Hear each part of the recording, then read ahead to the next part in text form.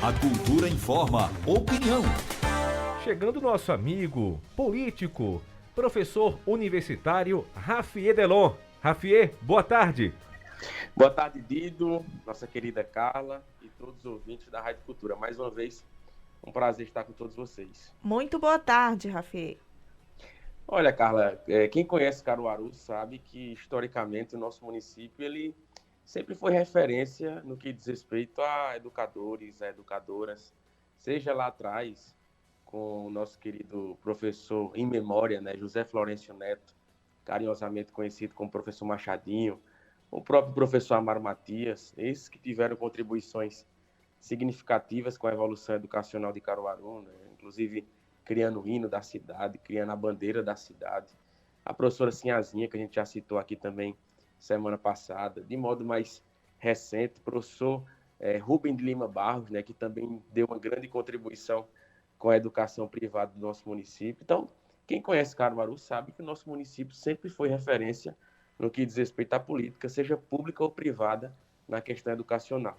Mas a pergunta do sextor de hoje, Carla e Dido, é saber o que ainda o rapaz que está como secretário da Educação, veja que palavra forte, secretário da Educação da Prefeitura de Caruaru, ainda está fazendo no cargo. Ou melhor, o que ainda está fazendo em Caruaru. A gente vem observando desde o início dessa gestão celeumas, e nada de resolutividade no que diz respeito à pasta que foi mais vendida durante o período eleitoral e que se tenta ainda, sem ser o período eleitoral, ser vendido como algo referencial. Lá atrás, e é importante o ouvinte da Rádio Cultura não esquecer, que se existiu inúmeros problemas em relação à situação do próprio cartão, no que diz respeito ao período pandêmico. Os pais, as mães, os responsáveis esperaram 3, 4, 5, 6 meses para receber, e só receberam porque a Justiça, de modo muito eficiente, obrigou o município a tomar uma providência em relação a isso. Esse ano, 2022, começou o período eletivo, né, de modo também não surpreendente, levando em conta a situação dos ônibus detidos pela Polícia Rodoviária Federal, com inúmeras irregularidades, né? Falta de motorista habilitado para conduzir a criança ou adolescente, a situação de não ter a nomenclatura escolar nos veículos, as condições dos veículos de transportar os alunos. E eu fico a me perguntar, se porventura fosse um parente, um familiar do secretário, de alguém ligado ao primeiro escalão da gestão pública municipal, com certeza nós não teríamos essas situações. Eu falo essa porque é apenas uma de inúmeras situações. Pelo menos nessa situação aí dos veículos, o próprio Ministério Público já tomou conhecimento da situação, de acordo com a Promotoria de Justiça de Cidadania do município, também com a atuação na defesa da educação. Então, foi solicitado junto ao Poder Executivo Municipal uma audiência extrajudicial, né, que foi realizada lá atrás, em 7 de dezembro do ano passado, e que até então a gente não viu nenhum tipo de resposta efetiva nisso. É quando você vai discutir também outra situação importante que envolve muitas mães do nosso município, Carla e Dido, em relação aos CMEs, né, que são os conhecidos Centros Municipais de Educação Infantil. Ontem a gente recebeu, quinta-feira, dia 10, inúmeras reclamações durante as nossas redes sociais, no Instagram, onde o Poder Executivo Municipal, através da Secretaria de Educação, também, né, mais uma pérola, suspendeu parte dessas aulas e pegou de surpresa todo mundo, né, principalmente quando ressalta os alunos que estão relacionados aos berçários 1 e 2 do município, que se encontram ali naquela fase da adaptação. Então, acho que planejamento não faz mal a ninguém. E quando ele é demais, ele contribui com a evolução da cidade e contribui com o município.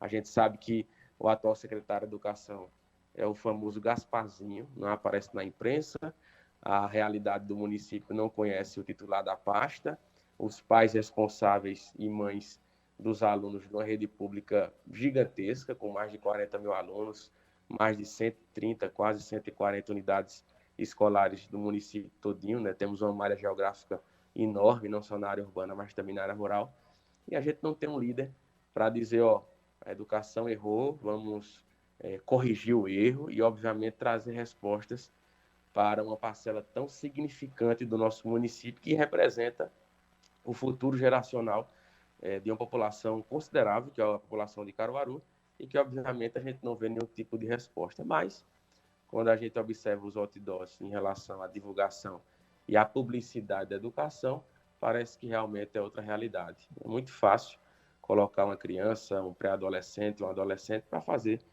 um marketing, para fazer uma publicidade que vai ficar só o registro da foto, onde na prática a gente sabe que tem dificuldades, desde a situação da merenda à situação dos transportes. E também, para falar outro ponto importante aí já do corpo docente, em relação ao que os professores da rede pública municipal têm sofrido em relação a essa gestão. Em contrapartida, o atual chefe do Poder Executivo de Petrolina, Miguel Coelho, foi o primeiro gestor de Pernambuco a adequar os vencimentos dos professores ao novo piso salarial. Em contrapartida, em Caruaru, a gente não vê nem sequer uma certa promessa em relação a isso. Obviamente que lá existem também dificuldades em relação à educação, como qualquer município tem, mas é importante ressaltar que, além dos problemas, deve-se existir os atores e personagens que resolvam as demandas. O gestor, a gestora pública é eleito para dar respostas à população, não para criar mais problemas e, obviamente, não dar respostas. Sempre ressaltando que não se trata de nenhum favor junto à população, pelo contrário, o serviço público deve ser vocacional e, obviamente, as pessoas devem se colocar com a empatia de um pai, de uma mãe, dessas crianças, desses pré-adolescentes e desses adolescentes. Mas trazendo para a esfera estadual, que hoje eu quero falar do município, do estado e a nível federal, ao contrário do que falei semana passada, termina a semana, Dido e Carla, e nenhuma definição, pelo menos oficial, do candidato da Frente Popular. A gente sabe que existe um direcionamento bem claro em relação a um deputado federal, mas, do ponto de vista de externar, de publicizar tudo isso, pelo menos até então, nenhum tipo de expectativa. Pelo contrário, o que se comenta nos bastidores é que existe ainda aquela celeuma, aquela ciumeira política que é muito forte ainda entre os principais personagens da política de Pernambuco e que, consequentemente, também reflete na escolha também do possível vice e também do possível senador.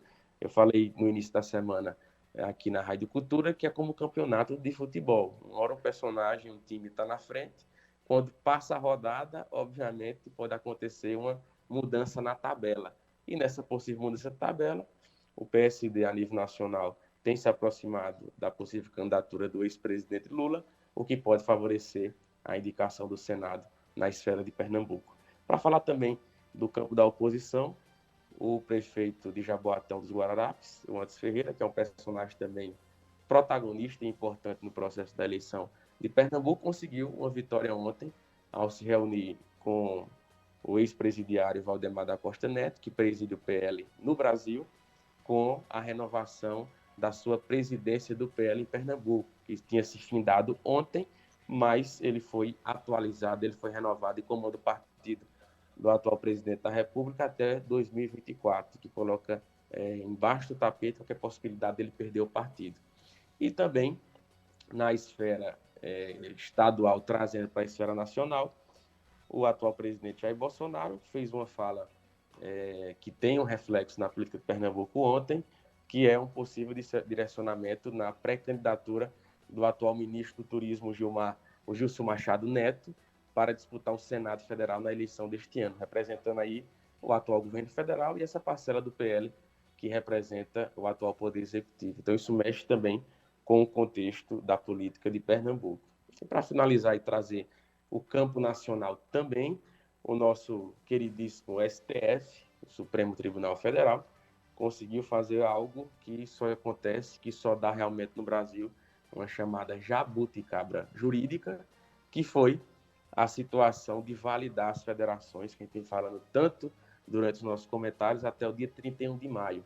Inicialmente existia a expectativa que se cumprisse o mesmo rito, o mesmo prazo das filiações partidárias e das mudanças de partido, ou seja, dia 2 de abril, mas, de acordo com o Supremo Tribunal Federal, as federações podem ser realizadas, podem ser confirmadas até o dia 31 de maio. Veja que loucura.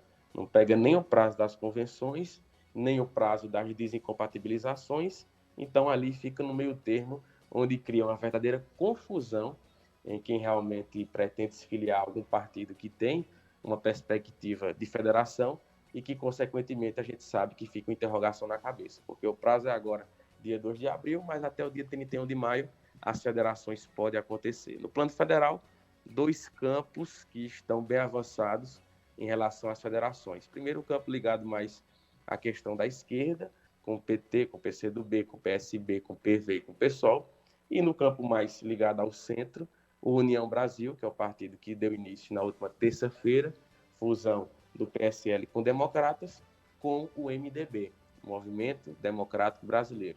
O deputado federal e presidente agora do União Brasil, Luciano Bivar, confirmou que, junto ao Baleia Rossi, que é o presidente nacional do MDB, a situação está bem avançada, que tem reflexo também direto aqui em Pernambuco. Ao meu ver, o principal líder do partido no nosso estado, o senador Jair Vasconcelos, não modifica porque já tem mais 4 anos de Senado, mas o deputado federal Raul Henrique, confirmando a situação, porventura pode ser que tenha que procurar outro partido para disputar a eleição, levando em conta que o MDB não conseguiu fazer o dever de casa, que foi montar uma chapa de deputado estadual e também uma chapa de deputado federal, coisa também que não é tão fácil. E para finalizar, a situação do PSDB também não é boa, viu, Dido e Carla?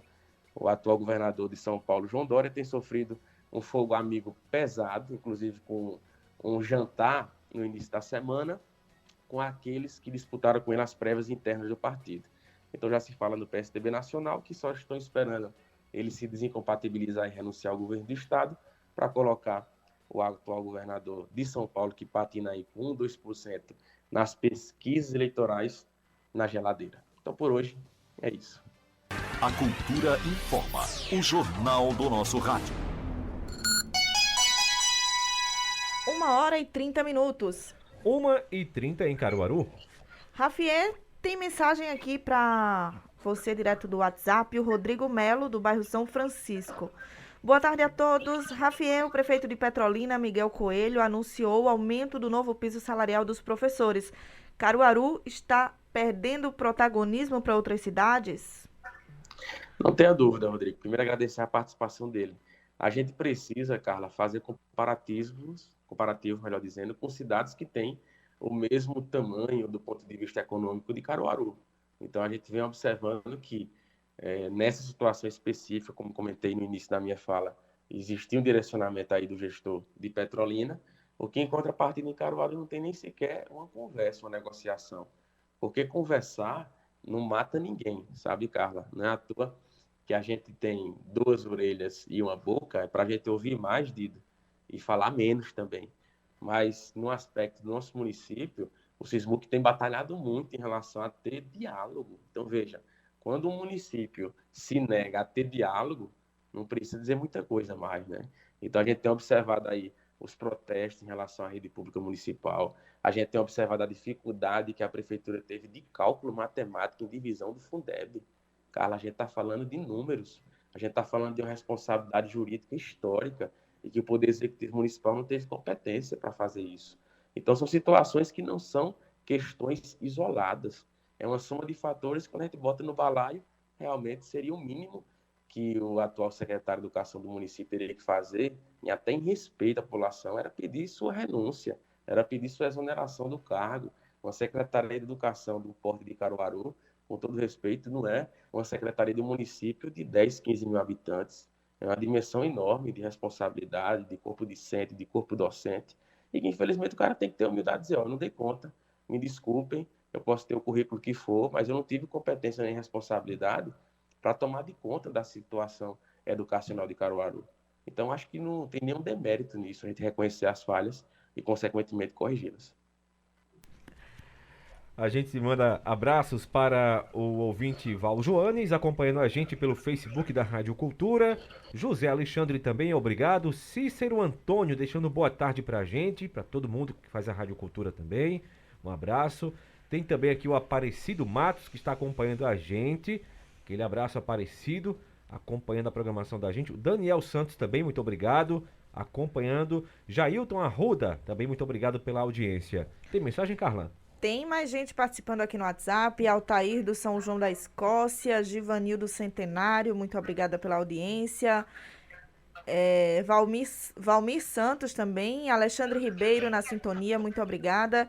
Tem também aqui uma pergunta não, um comentário, a pessoa não se identificou, mas tranquilo. Boa tarde, parabéns à PRF por cumprir a lei a respeito dos ônibus da Prefeitura de Caruaru. A pessoa que mandou essa mensagem tem o final do telefone 3240. A propósito, Rafi, essa questão é uma empresa que é terceirizada, não é isso? Mas é aquela questão.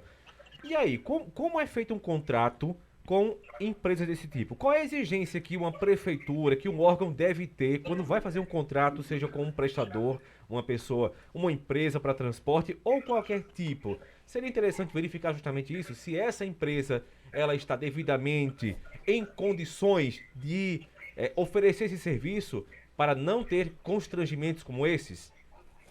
Seria o mínimo, né, Dito? A gente discutiu o óbvio, né?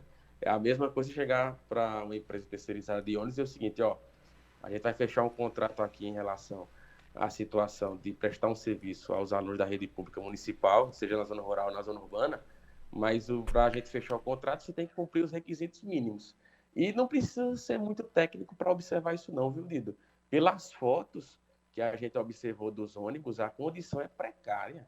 É como se tivesse colocado os piores veículos para circular em relação aos alunos da rede pública municipal. É como se dissesse, ó, ninguém vai fiscalizar mesmo, ninguém vai se preocupar com isso, as crianças, os adolescentes têm realmente que chegar lá, então não se preocupar muito com isso não. Só que aí que está o mal, quando chega a situação realmente da fiscalização. Não tenho dúvida que quando foi feito o contrato, ninguém imaginava que a PRF, de modo muito sagaz, de modo muito eficiente, né, colocou aí nos holofotes a irresponsabilidade do Poder Executivo em relação às crianças do nosso município. E mais, quando você pensa que, quando aconteceu a primeira situação, as questões iam ser resolvidas, quando acontece 48 horas depois, o caso se repete. Então, realmente, não foi falta de aviso, não foi falta de saber. Eu acho que o mínimo de alguém que vai abrir uma licitação em relação a isso, ou vai fechar um contrato em relação a isso, é que o prestador de serviço ofereça o mínimo para o município, porque, repito, não é um favor e, obviamente, tem que ser o melhor que tem que ser feito. A gente não pode se acostumar, Carla, que porque é público tem que ser de qualquer forma, tem que ser de qualquer jeito. Pelo contrário, a gente, enquanto cidadão, a gente, enquanto pagadores de impostos, nós precisamos cobrar o melhor que aquela empresa possa oferecer para a nossa gente. Um abraço para o Rodrigo Melo, abraço para Jussi Aparecida também acompanhando a gente, muito obrigado pela audiência. Também tem o Josiel João. Cícero do Chique Chique mandando também abraço. Boa tarde aí para vocês da Cultura. Boa tarde para Rafier. Diga a ele que é o seu amigo Cícero. Então, mandado aí um abraço. Cícero, obrigado pela participação e pela audiência, nesse show de audiência que é a Rádio Cultura. Eu fico imaginando, Rafael, sobre essa questão dos veículos, né, que estão sendo utilizados para prestar serviço à Prefeitura de Caruaru, isso também vale para outras prefeituras. A gente fica imaginando o seguinte, não é só a questão do constrangimento, como eu usei o termo constrangimento, mas sabe-se que um veículo em péssimo estado de conservação coloca em risco vidas. Sem dúvida, Dido. Então é uma soma de fatores. Você imagine, será que você confiaria seu filho, sua filha, seu parente, seu familiar a ser conduzido por um motorista que não tem aquela devida categoria, aquele devido curso especializado para ser um condutor de um veículo escolar? Com certeza não, Dido. Se fosse realmente um familiar, um parente da atual prefeito ou de algum secretário, com certeza não aconteceria isso. Se o atual, não sei se ele tem algum parente na rede pública municipal, o secretário de Educação tivesse alguém lá, com certeza ele seria o primeiro, se ele tivesse responsabilidade, né? De saber o seguinte, meu filho vai com quem? Vai de que forma? Será que esse veículo tem as mínimas condições para oferecer um transporte seguro para meu filho, para minha filha? E sem esquecer, de Carla, que isso é algo que tem tempo para ser pensado. Nós temos aí o final do mês de dezembro e o mês de janeiro todinho para a prefeitura buscar licitações, para a prefeitura pesquisar como é que está o estado dos veículos, como é que está a situação documental do motorista, do condutor. Então, tem tempo para isso. Eu não sei se é relaxamento, se é desinteresse, se é falta de competência, se é falta de conhecimento técnico de causa. Eu não sei o porquê, mas o que é importante é que a gente deve parabenizar o trabalho da PRF, que fez um trabalho muito seguro em relação àquilo que é a lei, ao CTB, ao Código de Trânsito Brasileiro, que realmente tem que ser cumprido e ser executado. Rafiê, tem aqui também mensagem de Eduardo Mendonça, do Sismuc. Boa tarde, Dido, Carla, Rafiê. O pedido de informação acerca de como seria feita a repartição do resíduo Fundeb foi enviada à administração e à educação pelo Sismuc ainda no ano passado, quando se especulava tal rateio. A resposta foi o silêncio. Vale ressaltar que só houve sobras porque faltou competência na aplicação durante todo o ano. Eduardo Mendonça enviando aí através do WhatsApp. Pois é, cara, Eduardo Mendonça, ele fala com muita propriedade, tá? Porque ele vem discutindo, debatendo, questionando essa questão educacional em Caruaru, não é de ontem nem de antes de ontem, é de outras gestões também. Vale salientar que esse mal não é apenas da atual gestão, foi de algumas gestões que passaram também, tá? Então é praticamente o modus operandi de quem assume o Palácio Jaime Nejaim nos últimos anos em Caruaru, esse é um ponto. Mas a colocação do professor Eduardo é muito sagaz também, porque, primeiro, mostra que o sindicato se posicionou em relação a isso, e segundo, que corrobora aquilo que eu falei no início do comentário, tá? Na dificuldade que foi a situação do Fundeb aqui em Caruaru. E ressaltando mais uma vez que tem que ser um mantra colocado por nós, Carlas. Isso não é um favor.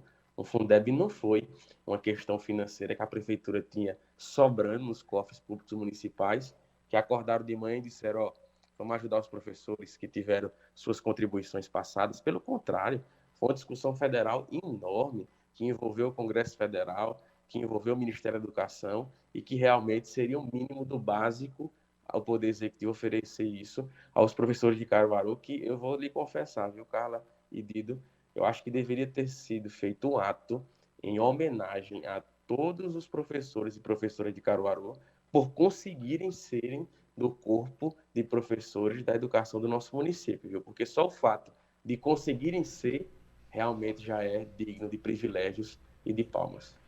Sempre merecendo nossos aplausos. Rafiê, muito obrigado pela participação.